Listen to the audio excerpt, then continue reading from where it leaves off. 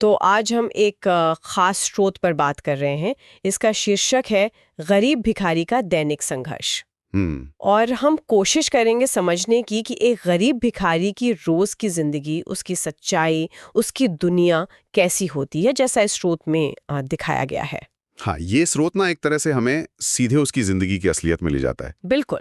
रोज सुबह उठना, सड़क पर जाना, आते जाते लोगों से कुछ खाने की, कुछ पैसों की उम्मीद करना, ये उसका रोज का मतलब रूटीन है। हाँ, और इसमें वो जो अनिश्चितता है वो शायद रोज की साथी है उसकी। सही कहा, शायद वही एक पक्की चीज है, अनिश्चितता। और ये सिर्फ मतलब खाने पीने का जुगाड़ भर नहीं है, ये तो लगातार चलने वाला एक संघर्ष है। बिल्कुल। और इसी संघर्ष के बीच ना स्रोत एक और बात बताता है जो दिलचस्प है कि वो बचाता कैसे है। हाँ, वो बचत का तरीका। दिन भर में जो भी मिलता है, चाहे कितना भी कम हो, वो उसे एक जगह रखता है। अपनी झोपड़ी में बिस्तर के पास एक मिट्टी का बर्तन है। वही, वो मिट्टी का बर्तन, वो सिर्फ पैसे रखने की चीज से कहीं ज्यादा है मेरे ख्याल से। अच्छा, कैसे? आप सोचिए, एक इंसान जिसके पास शायद कुछ भी पक्का नहीं है, उसके लिए वो बर्तन और उसमें धीरे धीरे जमा होते सिक्के शायद एक कंट्रोल का एहसास देते हो।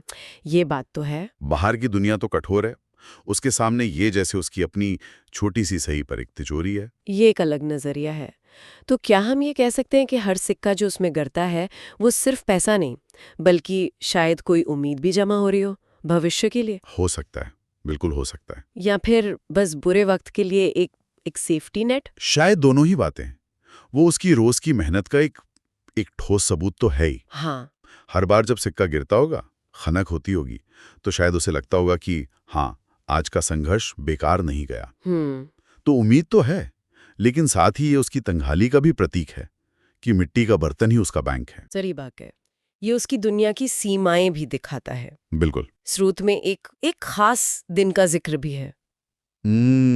वो थकान वाला दिन। हाँ, कि एक दिन वो इतना ज्यादा थक गया था भीख मांगते मांगते कि उसने तय किया कि बस आज और नहीं, जल्दी सो जाना है।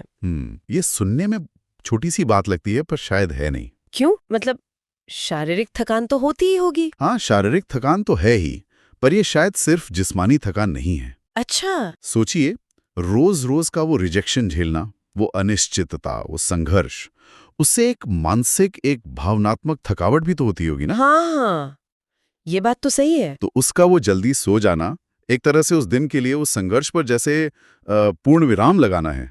शायद हिम्मत ही खत्म होगी उस दिन के लिए।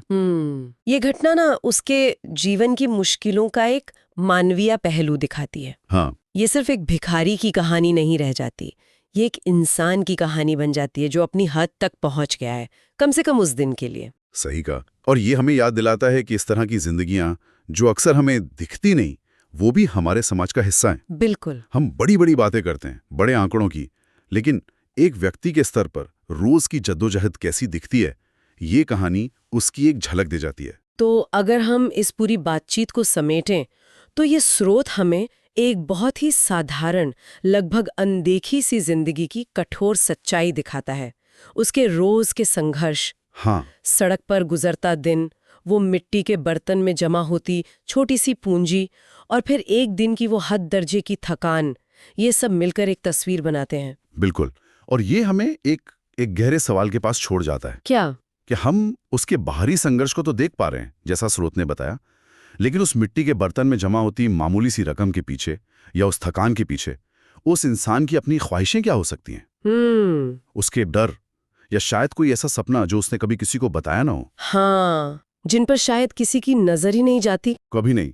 ये सोचने वाली बात रह जाती है कि उस रोजमर्रा के जद्दोजहद और उस मिट्टी के बर्तन की उस मौन संग्रह के पीछे भावनाओं और विचारों की कौन सी एक पूरी दुनिया छुपी हो सकती है जिसे हम शायद कभी जान ही ना पाएं।